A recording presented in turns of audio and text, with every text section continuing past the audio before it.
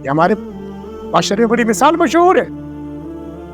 जब कोई उलझने बनती है, जब हम लोग जरगा करते हैं तो जरगे के अंदर अगर कोई बात ही कहे कि ये बेशक ये अपनी गलती तस्लीम करके ये जमीन पे नाक रगड़ दे तो हम इसको माफ कर देते हैं। तो उसमें लोग क्या करते हैं? तकब्बुर में आ जाते हैं, कतलेआम कर लेते हैं, अपनी गलती अपनी नाक नहीं रगड़ते। लेकिन यहाँ पर सजदा क्या है?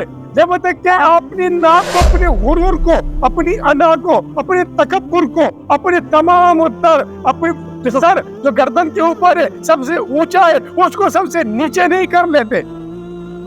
अल्लाहु अकबर, आपका सुजूद कबूल नहीं। अगर गर्दन में अगर है, तकब्बुर किया करे, गुरूर किया करे, इल्म किया करे, खानदान किया करे, पौधे किया करे, अपने आप को सरबाए क्या करे, इन तमाम तर अकल को जब आप इस सर को जो सबसे ऊंचा है, सबसे ऊपर है, इस सर को जाके जमीन के ऊपर जो खाकी है अपने आप को, अपने माथे को, अपनी नाक को टेक नहीं देते, इसीलिए क्या कहा ला यस्तकबिरून, तकब्बुर मत करो, सजदे रेज़ून है, सजदे तिलावत है। अब यहाँ पर कहा जाना चाहिए था,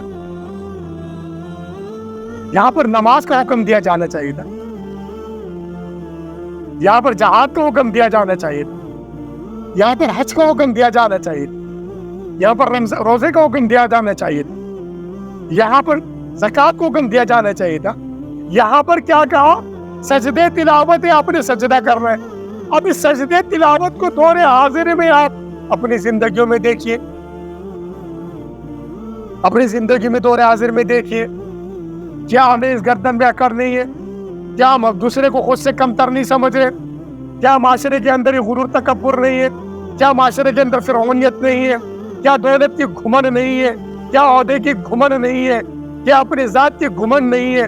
क्या अपने नस्ल की घुमंड नहीं है? अब इन तमाम तर घुमंडों को खत्म करने का नाम उसके दरबार में सजदा है।